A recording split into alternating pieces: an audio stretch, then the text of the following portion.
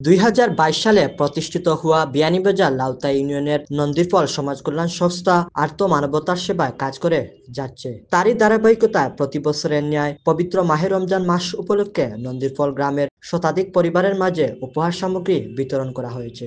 শুক্রবার সংগঠনের প্রবাসী শাখা দেশের সদস্য ও শুভাকাঙ্ক্ষীদের সম্মিলিত অর্থায়নে এ উপহার সামগ্রী বিতরণ করা হয়। আমাদের সংস্থার প্রবাসী এবং দেশিদের অর্থায়নে রমজানের যে পণ্য সামগ্রী আমরা মানুষের মাঝে পৌঁছে দিতে সক্ষম হয়েছি, এজন্য প্রবাসী এবং দেশি সবাইকে ধন্যবাদ জানাই। আমাদের সংস্থা যাতে আরো বহুদূর এগিয়ে যেতে পারে এজন্য আপনারা সুপরামর্শ দিবেন, ভবিষ্যতে এই দ্বারা যাতে অব্যাহত থাকে এজন্য সবাই আমাদের জন্য দোয়া করবেন। প্রতি বছরের ন্যায় এবার আমাদের 10 কেজি চাউল, 5 কেজি পেঁয়াজ এবং 5 কেজি আলু, 2 লিটার তেল, আধা কেজি খেজুর এবং 2 কেজি মসুর ডাল, 2 কেজি চানা।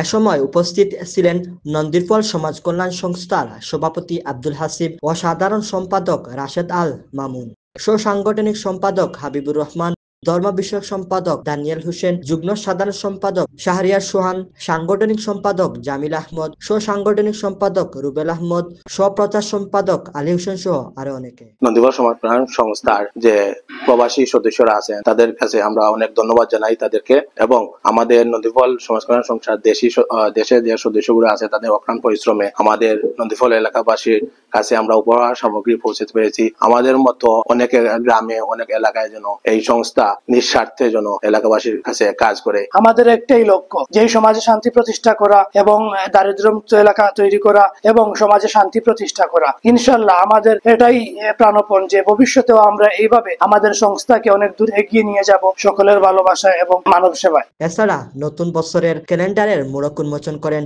নন্দীফল সমাজ কল্যাণ সংস্থার দায়িত্বশীল বৃন্দ।